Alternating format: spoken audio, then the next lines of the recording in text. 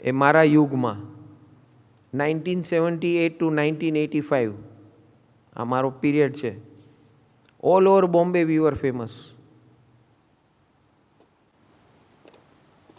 અને હજારોની સંખ્યામાં આવે અમારી ભક્તિમાં લોકો. ખબર હોય ને કે માટુંગા જૈન યુવક મંડળ આવે છે એટલે પબ્લિક જમા થઈ જાય.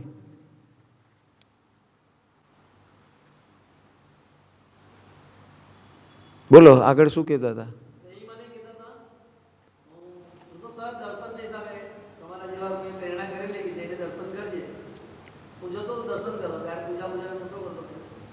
દાદા મળ્યા તો મને કે બધી વાત કરી પછી કે હું મુનિ સાથે એકદમ ટચમાં છું, એમનાથી વાત કરું છું, મને ત્યારે અજાયબ લાગતું મને કે આ દાદાનું ખસી ત્યારે હું ગયું મને એવું લાગ્યું ખસી ગયું.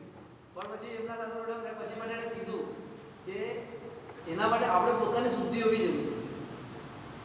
શુદ્ધિમાં છે નિર્દોષતા, નિર્દોષ ભાવ, અભિપ્રાય મુક્ત અવસ્થા. તો જ બાળકમાં કોઈ અભિપ્રાય ન હોય, મોટા અભિપ્રાય, ભારી અભિપ્રાય ન હોય. એટલા માટે મેં કીધું બાળક બને ને એટલે ભગવાન બાળકનો છે, આપણે બાળક બની શકીએ. This is the only requirement to પ્રાપ્ત ભગવાન. એની ફ્રીક્વન્સી, એના વાઇબ્રેશન્સ જો આપણે લેવા હોય તો કાં આપણે બાળક બનવું પડે, કાં આપણે બાળક હોવું જોઈએ.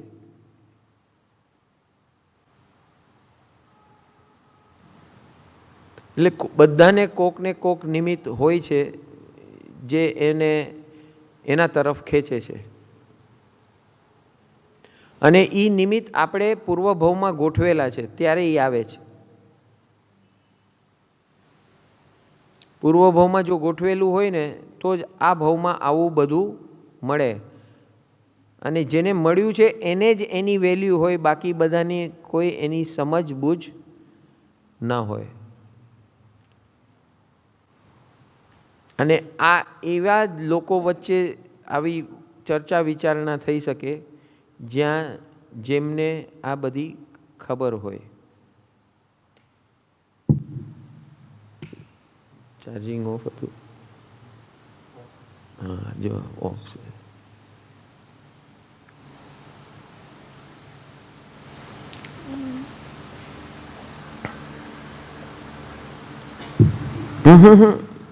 થઈ જશે, એમાં થઈ જશે. ઝૂમ પર ક્લિક કરજો.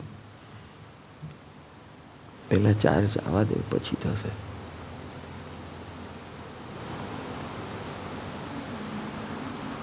હજી ચાર્જ આવશે પછી ઓન થશે.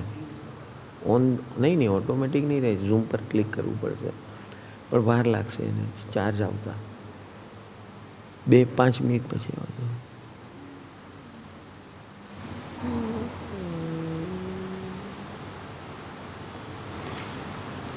ચલો આગળ વધીએ અતિશયો તરફ. અચ્છા, આપણી સેવા મૈત્રી પૂરું કરીએ પછી આગળ વધીએ.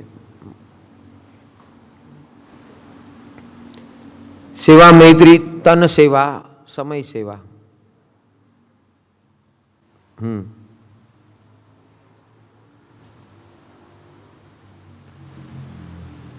ફર્સ્ટ ડાયમેન્શન ઓફ સેવા, સેવા મૈત્રી ફર્સ્ટ ડાયમેન્શન. એનો કોડ ખબર નહીં હોય ને, લઈ જાઓ. પણ એ ચાર્જ થઈ જાય પછી લઈ જાઓ. ચાર્જ સાથે જાઓ.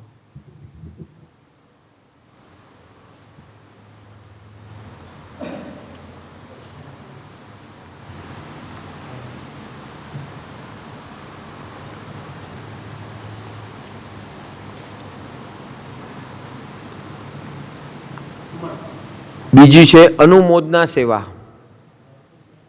આ બધા માધ્યમ છે સેવાના. સમય સેવા, સેવા મૈત્રી મીન્સ વોટ? સેવા મૈત્રી મીન્સ 5 માધ્યમથી જગતની સેવા કરવી. સહ એવા, સેવા મીન્સ સહ એવા. સહ એવા મીન્સ વોટ? સહ એટલે ઉપયોગી બનવું. કોને ઉપયોગી બનવું? એવા એટલે જેની અંદર પરમાત્મા વસે છે એને ઉપયોગી બનવું. તો એનો અર્થ શું થયો? એનો અર્થ એ થયો કે પરમાત્મા બધાની અંદર છે, સર્વ જીવની અંદર છે. તો સર્વ જીવને ઉપયોગી બનવું જે રીતે બનવું હોય 5 રીતે બનાય. પહેલું છે સમય સેવા, સમય આપવો, સર્વોત્કૃષ્ટ સેવા. બીજું છે અનુમોદના સેવા, એટલે જે કંઈ અનુમોદનીય દેખાય તરત અનુમોદના કરી નાખો. આપણાથી થાય ન થાય, કોઈ સત્કાર્ય કરતું હોય તરત ઓહો ધન્ય હો ધન્ય હો ધન્ય હો, અનુમોદના કરી નાખવાની. એટલે આ બીજી છે અનુમોદના સેવા. ત્રીજી છે ધન સેવા. ધન સેવા અને સમય સેવા, આ 2 સેવા એવી છે લિમિટેડ છે, બાકી બધી સેવા અનલિમિટેડ છે. ધન યુ કેન કોન્ટ્રીબ્યુટ, ભગવાન કહે છે ધન સેવા 3.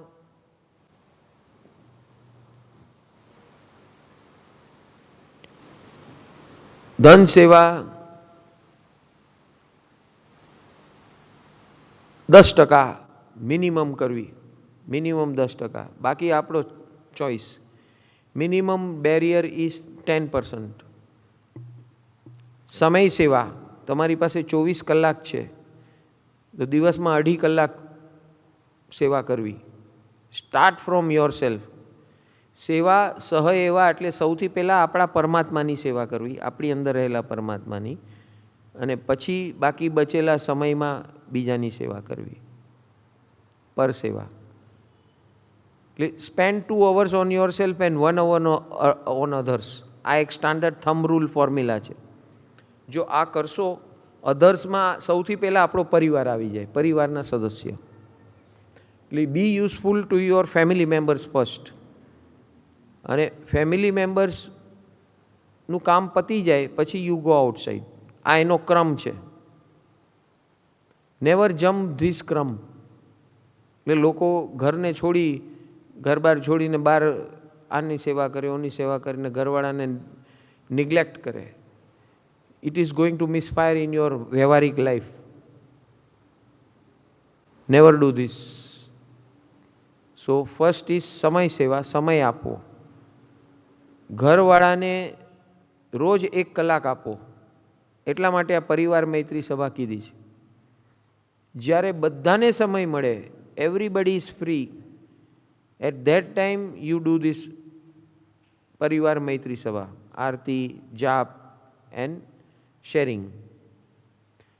એવું બની શકે કે ઘરવાળાને આ મંજૂર ન હોય, એચિવમેન્ટનું મંજૂર ન હોય, પણ આરતીમાં લગભગ આરતી અને જાપમાં લોકો આવી જાય છે. અને તમારા ઘરમાં 4 સદસ્યો હોય ને 2 પણ કરતા હોય, રેડી હોય, તો યુ સ્ટાર્ટ વિથ ધેટ. 1 હોય તો પણ યુ સ્ટાર્ટ. બોલાવાના, રોજ બોલાવાના. આપણું કામ છે રોજ બોલાવાનું, અને જ્યારે આવે ત્યારે.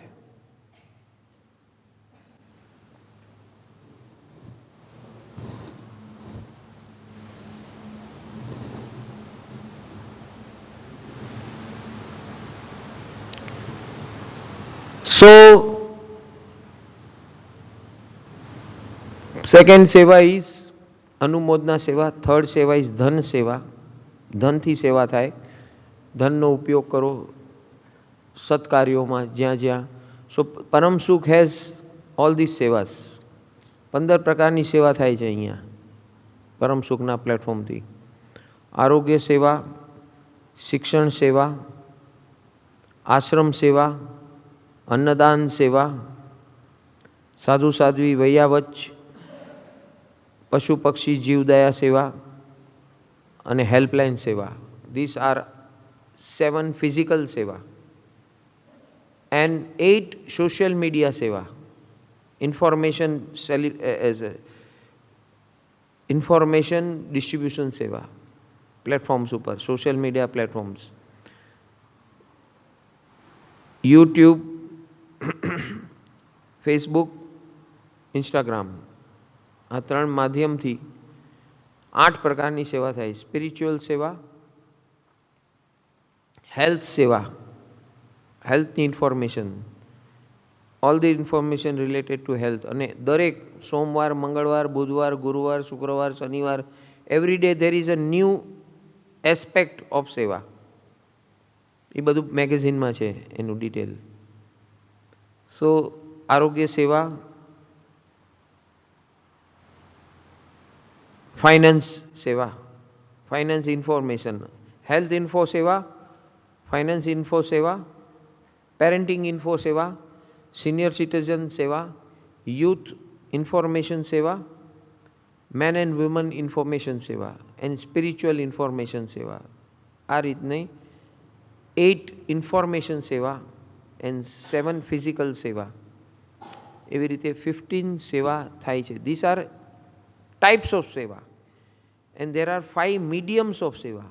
5 મીડિયમ્સમાં સમય સેવા, અનુમોદના સેવા, ધન સેવા, વચન સેવા.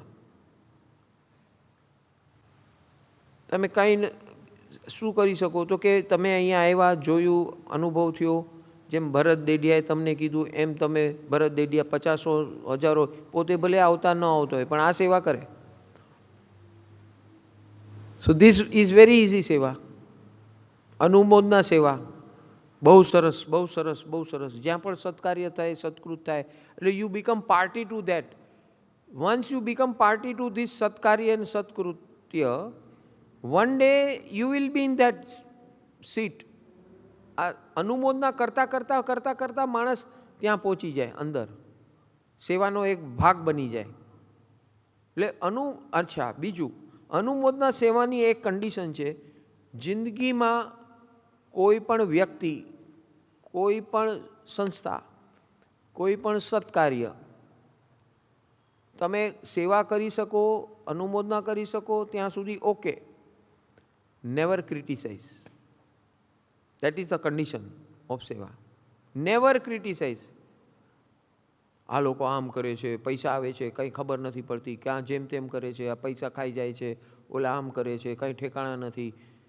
આ બધું બધે બહુ ઇઝીલી બોલતા હોય છે. એ લોકો બોલતા હોય જે કંઈ નથી કરતા. Never become to this party, otherwise અનંતકાળ સુધી આ નહીં મળે, આ માર્ગ નહીં મળે.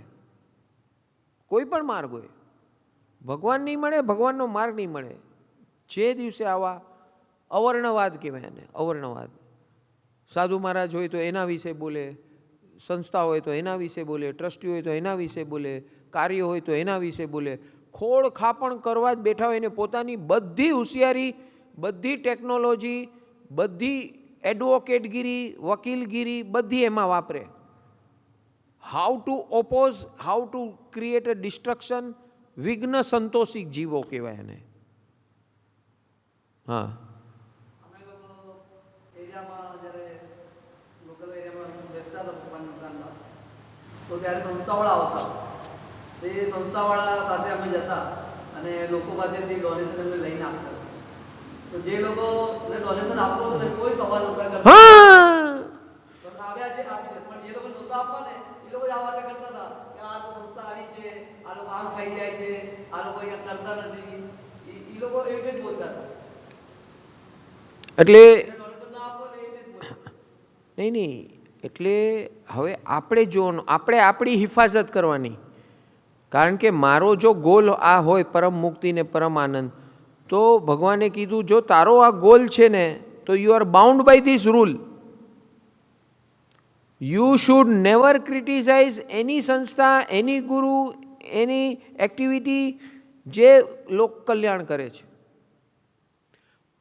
તને જે ખામીઓ દેખાય એનો પૂરક બની જા. If you are really keen about it, you become part of the correction. Don't criticize. That is the only right you have. You have no right to criticize. And if you do so, તને અનંત કાળમાં તને તારી સેવા કરવાવાળો કોઈ નહીં મળે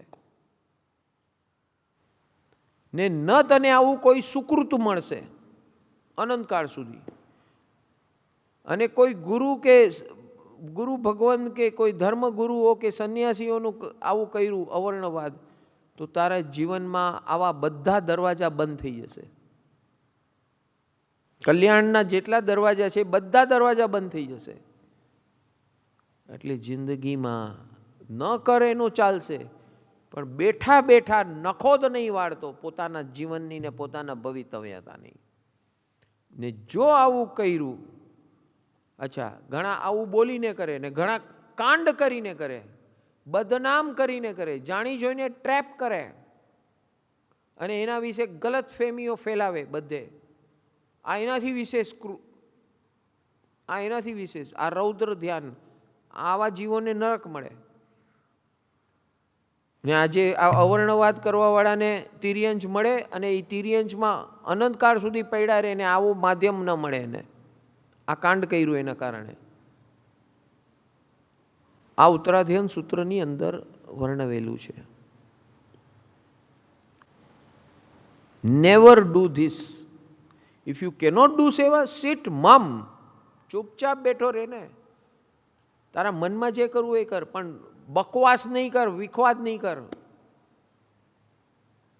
જો કર્યું અને પ્રાયશ્ચિત ન કર્યું આ ભાવમાં, આ જ ભાવમાં, તો તું ગયો બહારના ભાવમાં.